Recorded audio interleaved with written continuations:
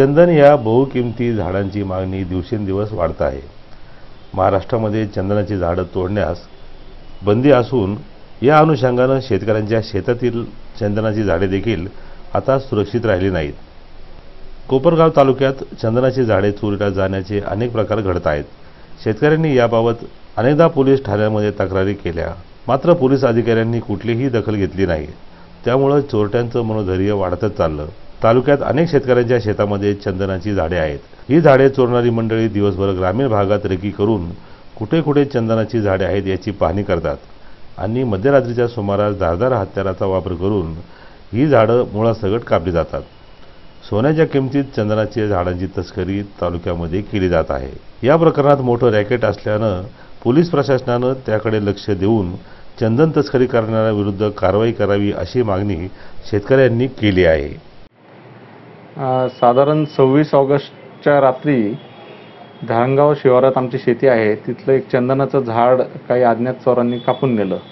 27 ऑगस्टला आम्ही त्याबद्दल कोपरगाव ग्रामीण पोलीस स्टेशनला तक्रार दिली की अशा प्रकारचं आमचं चंदनाचं झाड ज्याची पूर्ण वाढ झालेली आहे ते असं कापून नेलं।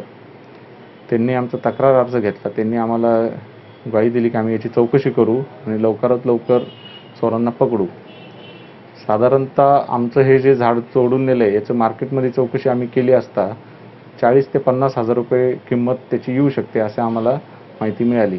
त्यामुळे आमचे त्याच्यात बरेच मोठे नुकसान झालेले आहे। आमच्या शेतीच्याच पलीकडे श्री देवकर यांची शेती आहे, त्यांचे देखील चंदनाचे झाड चोरट्यांनी कापून नेले।